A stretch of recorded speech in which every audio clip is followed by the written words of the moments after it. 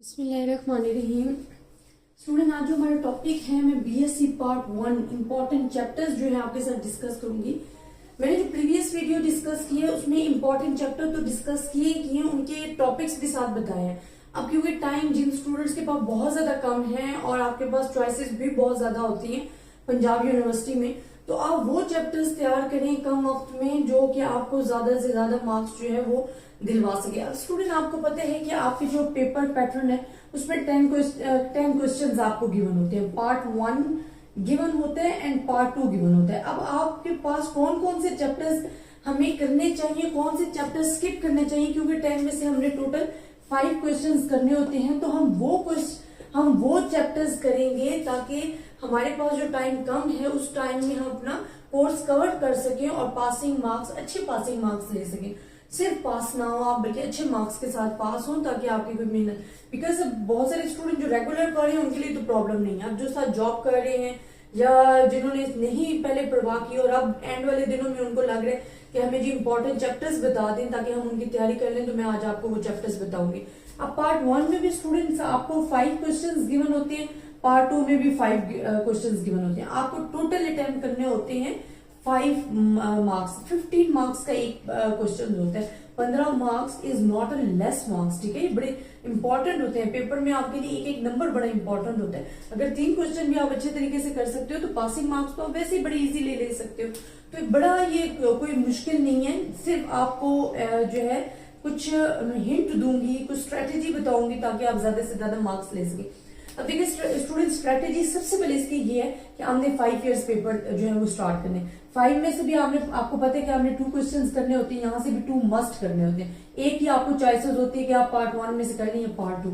अब स्ट्रेटेजी ये है या गाइडलाइंस ये है कि सबसे पहले जो आपने तैयारी करनी है ना, जो आपके ओल्ड 5 इयर्स पेपर है, previous paper 5 year previous paper, वो आपने स्टडी करने हैं। सिर्फ स्टडी नहीं करने बल्कि प्रॉपरली उसको समझना है, उसके एक क्वेश्चन को सॉल्व करना है। आपको सॉल्व पेपर मिल जाते हैं, पेपर आपको वो जो वेबसाइट है इनकी दुनिया, वहां से भी इजीली आपको अवेलेबल हो जाएंगे।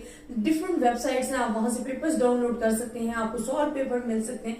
तो आपने अपने पेपर जो है 5 इयर्स ओल्ड पेपर वो आपने तैयार करने हैं। अब मैं आपको चैप्टर्स बता देती हूँ कि पार्ट 1 में कौन कौन से चैप्टर आएंगे एंड पार्ट 2 में कौन कौन से चैप्टर आएंगे, और फिर आप उस हिसाब से अपने चैप्टर्स जो हैं चॉइसेस कर लो जो आपको इजी लगते हैं और आप उसकी तैयारी करो। देखिए जो क्वेश्चन नंबर 1 है ना पार्ट 1 का, वो आपका आता है पहले चैप्टर जो introduction of statistics, introduction of statistics and presentation of data, जो आपका सेकंड चैप्टर है, प्रेजेंटेशन ऑफ डेटा। अब आपके ये जो 2 चैप्टर्स है ना, इन दोनों को मिला के आपका एक क्वेश्चन बनता है। और आपको पता है जो आपका फर्स्ट चैप्टर है वो टोटली थ्योरी है, उसमें कुछ भी नहीं है और बड़ी इजीली थ्योरी है। और मैंने ईच एंड एवरी क्वेश्चन वो थ्योरेटिकली हुआ या कोई एग्जांपल्स हुए वो मैंने आपको प्लेलिस्ट में करवाई हुई है, वहां से तैयारी कर सकते हो। और मैंने बड़ा ब्रीफली समझाया और इजी वे में समझाया वो, ताकि आपको बहुत जल्दी समझ जो है वो आ जाएगा। क्वेश्चन नंबर 2 आ जाता है, वो अब कहां से आएगा? वो जो आपके पास थर्ड चैप्टर है, measure of central tendency, measure of central tendency, ये भी मैंने आपको ईच एंड एवरी टॉपिक इसका करवाया हुआ। और 4th चैप्टर जिसमें स्क्यूनेस एंड कर्टोसिस बड़ा इंपॉर्टेंट टॉपिक आता है, मूवमेंट से रिलेटेड क्वेश्चंस आ जाते हैं, ज्यादातर B1 एंड B2 पूछा जाता है, जो कि मेजर ऑफ डिस्पर्जन है। ये चैप्टर में से आपके पास क्वेश्चन नंबर 2 आता है, मेजर ऑफ डिस्पर्जन। ये आपके पास थर्ड क्वेश्चन जो इसका आता है ना, वो आपके पास आता है इंडेक्स नंबर से। इंडेक्स नंबर आपके पास, इंडेक्स नंबर जो चैप्टर है वहां से आता है। क्वेश्चन नंबर 4 जो आता है वो टाइम सीरीज से आता है, जो लास्ट चैप्टर है इस बुक का।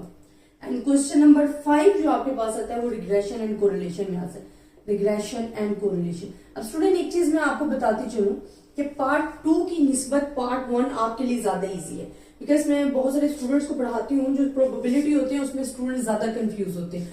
जो पार्ट 1 आपके पास चैप्टर्स है ना, तो ये आपके पास एक तो इजी वे है। अब इनमें एक एक चैप्टर्स में से एक क्वेश्चन आता है। जिस तरह रिग्रेशन एंड कोरिलेशन आपके पास बहुत इजी है, इसमें एक ही तो फार्मूला लग रहा है जिससे तमाम क्वेश्चंस हो रहे हैं। तो अगर आपको फार्मूला अच्छे तरीके से आता है एंड पता होना चाहिए कि what is the correlation, what is the regression with examples, तो आप इजीली उस चैप्टर को सॉल्व कर सकते हो। टाइम सीरीज आपके पास इजी है। इसके जरा मेथड लास्ट वाले थोड़े से जरा लेंथी हैं, मुश्किल नहीं है, लेंथी है। वो मैंने आपको समझाया, वो प्ले लिस्ट में आपको जाके देखोगे तो आपको समझ में आ जाएंगे। और कंपोनेंट्स ऑफ टाइम सीरीज और ये टॉपिक्स मैंने आपको प्रीवियस वीडियो में चैप्टर विद टॉपिक्स बताए हैं, बट यहाँ पे मैं आपको सिर्फ चैप्टर्स बताई हूँ ताकि आपको कम वक्त में ज्यादा। अब देखिए स्टूडेंट, 2 क्वेश्चंस तो आपने यहाँ से अटेम्प्ट करनी करनी है। अब फर्स्ट कर लो तैयार, सेकंड इजी लगते क्वेश्चन तैयार कर लो, थर्ड इंडेक्स नंबर भी इजी है वो तैयार करना है, वो कर लो। 4 अब इसमें से 3 आप क्वेश्चंस तैयार कर सकते हो। अगर मैं आपको अगर एक गाइडलाइंस प्रोवाइड करूँ ना, तो मेरा मानना ये है कि बहुत सारे स्टूडेंट प्रोबेबिलिटी अगर आपको आती भी है तो आप मिस्टेक कर जाते हो।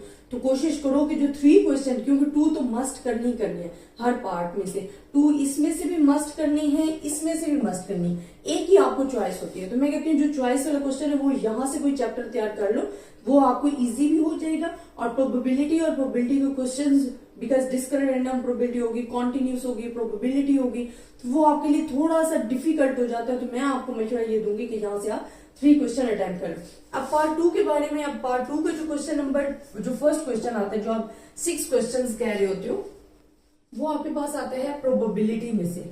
अब प्रोबेबिलिटी अगर आप अच्छे तरीके से तैयार करते हो फिर तो आपके लिए वेल डन है, बिकॉज आपका क्वेश्चन नंबर 6 एंड 7 दोनों प्रोबेबिलिटी में से आते हैं। लेकिन अगर प्रोबेबिलिटी जब आपने चैप्टर तैयार करना है तो आपने इसकी कोई भी थ्योरी नहीं छोड़नी है। हाँ, लास्ट को आप जरा साइड पर रख लो, लेकिन लास्ट भी आते हैं, ठीक है, ओके, सम टाइम आ जाते हैं, बट मोस्ट इंपॉर्टेंट मैं नहीं कह सकती कि जी आने ही आने।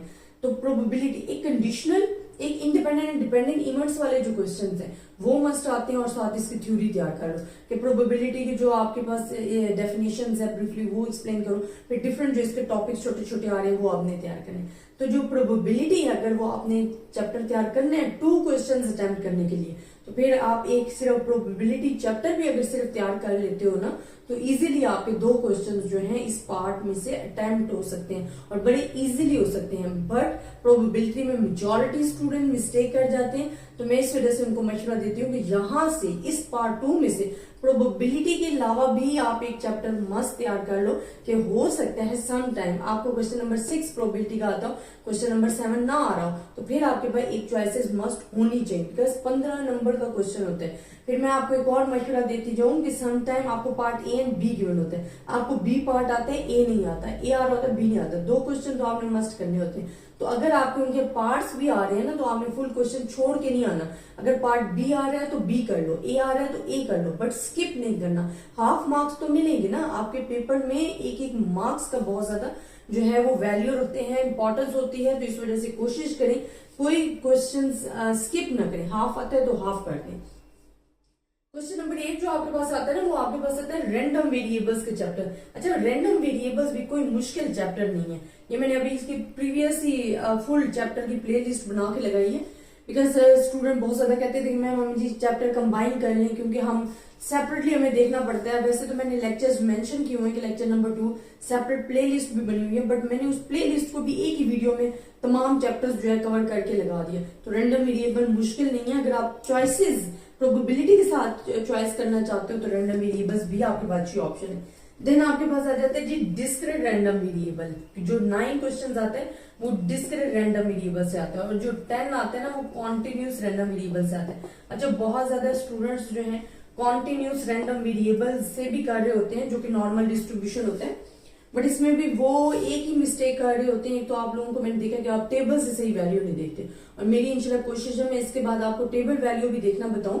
ऑलरेडी मैंने आपको बताई तो हुई इंपॉर्टेंट पेपर वाली प्लेलिस्ट में, बट मैं आपको अगेन बताऊंगी, क्योंकि जब 2 टेल एंड 1 टेल टेस्ट आ जाता है ना, अल्फा बाय 2 और अल्फा को देखने का टाइम आ जाता है, तो वहां आप मिस्टेक कर जाते हो। जहां आपने 1 टेल के लिए वैल्यू लेनी होती है, आपने 2 टेल के लिए ली होती है, जहां 2 टेल के लिए लेनी होती है वो 1 टेल के लिए ली होती है। तो ये जरा कंफ्यूजन है, तो वो इंशाल्लाह मैं स्टूडेंट्स की दूर करूंगी। अब स्टूडेंट्स आप देख लेंगे आपका कितना इजी पैटर्न है। अब आप पे डिपेंड करता है कि जो आपको इन 5 चैप्टर्स में से इजी लगते हैं वो आपने चूज करने हैं। मेरा मशवरा ये है कि आपने 3 क्वेश्चन यहाँ से तैयार कर लो, 3 चैप्टर्स, कोई भी, ये चैप्टर्स मैंने आपको मेंशन कर दी, यहाँ से 3 क्वेश्चंस के जो चैप्टर हैं वो तो आप तैयार कर लो जो भी आपको इजी लग रहे हैं, और यहाँ से 2 चैप्टर्स आप मस्त तैयार करो ही करो, ठीक है। अगर आप सिर्फ प्रोबेबिलिटी भी करते हो, आपके 2 क्वेश्चंस जो है वो कवर होते हैं, बिकॉज हर पार्ट में से 2 करना होता है, एक आपकी चॉइस। अगर टाइम सिर्फ कम है और प्रोबेबिलिटी लगती है इजी, फिर तो बेस्ट है, फिर बेशक एक कर लें। लेकिन अगर टाइम है तो फिर एक साथ चॉइसेस के लिए जरूर तैयार करें, बिकॉज आपका जो एक क्वेश्चन है वो 15 मार्क्स का होता है, और 15 मार्क्स के 5 क्वेश्चन 75 टोटल मार्क्स बन जाते हैं। तो अपनी जो तैयारी है वो इस तरीके से करें कि आप अच्छे पासिंग मार्क्स ले सकें, ना कि सिर्फ और सिर्फ पास होने की घर से तैयारी हो। और अपने सर पे बर्डन अब डाल ही लिया है, क्योंकि अगर टाइम बहुत कम रह गया तो फिर कोशिश करें कि जो चॉइसेस आप चैप्टर कर रहे हो अच्छे तरीके से करो। अगर कुछ स्किप रह भी जाते हैं तो कम से कम 3 क्वेश्चंस आपको ऑलरेडी अच्छे तरीके से आने चाहिए, जो आप करके मतलब आपको कंफर्म हो कि ये बिल्कुल ठीक है। तो बाकी आई होप अल्लाह पाक आपके लिए आसानियां पैदा करेगा। अगर आपको फिर भी कोई प्रॉब्लम हुई तो मुझे बताना। टेबल्स की मुझे कंप्लेन आई हुई है कि जी टेबल्स हमने देखना नहीं आता, तो टेबल्स इंशाल्लाह मैं आपको नेक्स्ट वीडियोस में बता दूंगी। और पार्ट 2 जो है आपका बीएससी पार्ट 2 इंपॉर्टेंट चैप्टर्स और टॉपिक्स जो हैं वो इंशाल्लाह नेक्स्ट वीडियोज में मैं आपके साथ डिस्कस करूंगी। ज्यादा से ज्यादा स्टूडेंट्स के साथ शेयर कीजिएगा, अपनी दुआओं में याद रखिएगा। अल्लाह हाफिज।